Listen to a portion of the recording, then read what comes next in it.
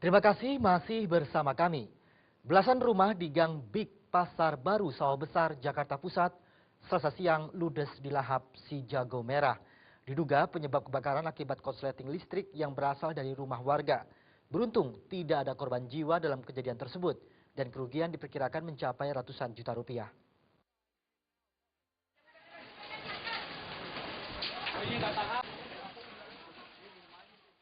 Belasan rumah di Gang Big Pasar Baru Sawah Besar Jakarta Pusat ludes terbakar. Kebakaran yang terjadi di gang sempit menyulitkan mobil petugas pemadam kebakaran untuk mencapai lokasi kebakaran. Kebakaran yang terjadi membuat panik warga sekitar lokasi sehingga banyak warga yang berhamburan keluar dari rumah mereka untuk menyelamatkan diri. Lokasi yang tepat berada di belakang pasar baru ini juga membuat para pengunjung pasar berdatangan untuk melihat kejadian tersebut. Untuk memadamkan api, petugas pemadam kebakaran mengerahkan 15 unit mobil pemadam kebakaran. Dalam waktu 1 jam, petugas pemadam kebakaran bersama warga berhasil memadamkan api. Asal mula api diduga dari salah satu rumah warga yang diakibatkan dari korsleting listrik. Api sudah besar di atas, Pak. Atas bagaimana itu? Di atas ujung sana. Ketahuannya pas di warteg, atas warteg. Atas warteg. Ya. Ternyata itu api bukan dari warteg, Pak. Terus dari mana? Dari ujung belakang sana. Itu rumah agung. Ada rumah atau pemukiman ada atau apa? Ada pemukiman juga, Pak. Rumah warga berarti ya? Warga. Ada bunyi ledakan-ledakan? Nggak ada. Dalam peristiwa kebakaran ini tidak ada korban jiwa, namun kerugian material sendiri ditaksir mencapai ratusan juta rupiah. Dari Jakarta, Sumantri melaporkan. Partai Gerindra hari ini mengajukan permohonan kembali atas putusan Mahkamah Konstitusi yang memutuskan digelarnya pemilu serentak untuk pemilu 2019 mendatang. Partai Gerindra menilai dengan disetujuinya Pilpres serentak dan dihilangkannya aturan presidensial threshold 20% bertentangan dengan Undang-Undang Dasar 1945.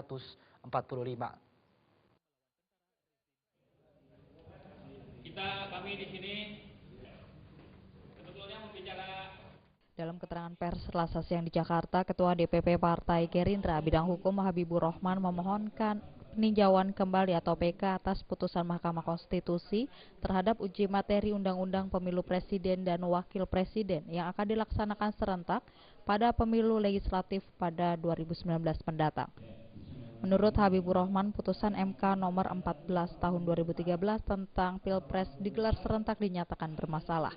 Pasalnya amar putusan MK yang menyatakan pemilihan serentak baru akan dilaksanakan pada pemilu 2019 dan seterusnya dinilai kontradiktif dengan amar putusan yang menyatakan pasal 3 ayat 5, pasal 12 ayat 1 dan 2, pasal 14 ayat 2 dan pasal 112 Undang-Undang nomor 42 tahun 2008 tentang pemilihan umum presiden dan wakil presiden bertentangan dengan Undang-Undang Dasar 1945 dan tidak mempunyai kekuatan hukum mengikat.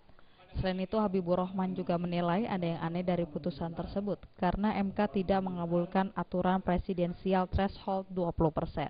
Bagaimana mungkin dalam satu amar putusan ada dua hal yang kontradiktif, angka pertama dan angka yang kedua. Lalu bagaimana mungkin ada satu putusan yang didasarkan, satu amar putusan yang didasarkan pada logika yang salah. Logika yang salah saya maksud adalah bahwa dalam pertimbangan yang sebelum amar putusan, Majelis Hakim Mahkamah Konstitusi mengatakan kalau Pilpres serentak dilaksanakan tahun ini maka akan terjadi kekacauan.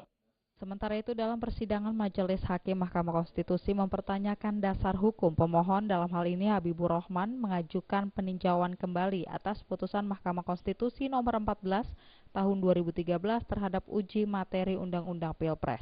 Hal tersebut mengingat putusan Mahkamah Konstitusi bersifat final dan mengikat. Itu menurut kita, ya, majelis atau saya, tidak bisa memotong frasa yang hanya demikian ini sepotong. Kita harus mengartikan Mahkamah Konstitusi berwenang mengadili pada tingkat pertama dan terakhir yang putusannya bersifat final. Itu dipotongnya sampai final. Berarti kalau sudah final, apakah kemudian pertanyaannya, apakah bisa dijadikan dasar sebagai dasar hukum peninjauan kembali? Dari Jakarta, Dia Windy dan Nurtanti Purba melaporkan. Majelis Hakim Pengadilan Negeri Jambi memvonis Asmara Roni, caleg dari PKP Indonesia Dapil Jambi, dengan hukuman 1 bulan penjara dengan percobaan 2 bulan dengan subsidiar 3 juta rupiah. Menurut Majelis Hakim, Asmara terbukti melanggar kampanye di media cetak dan elektronik lokal Jambi.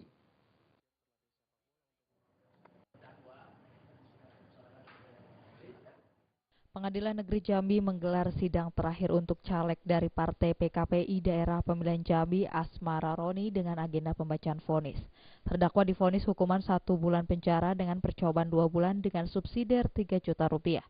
Menurut Majelis Hakim, Asmara terbukti melanggar kampanye di media cetak dan elektronik lokal Jambi. Majelis Hakim menilai perbuatan terdakwa melanggar pasal 276, pasal 91, ayat 3 Undang-Undang Pemilu. Putusan 1 bulan dengan percobaan 2 bulan penjara dengan subsidiar 3 juta rupiah lebih ringan dibanding tuntutan jaksa 2 bulan percobaan 4 bulan dengan subsidiar 5 juta rupiah. Terdakwa terlihat pasrah saat putusan dibacakan. Asmara Roni dari daerah pemilihan Jambi dari Partai PKPI menerima langsung vonis hakim yang diketuai Mahfudin SH. Tadi 1 bulan, dia masa percobaan 2 bulan. Denda 3 juta rupiah, subsidiar 1 bulan kurungan. Terus apakah dia banding gitu? Tadi dia terima. Cuma jaksa tadi pikir-pikir. Jadi dalam waktu 10 hari ke depan, apabila jaksa tidak nyatakan haknya, maka putusan ini menyatakan penjara. Sebelumnya berapa tuntutannya dari jaksa? Tuntutannya sebelumnya 2 bulan, masa percobaan 4 bulan. Denda 5 juta, subsidiar 1 bulan.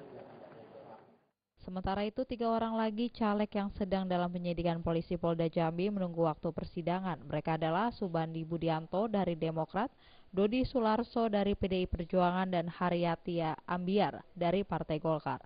Dari Jambi, Yosrizal melaporkan.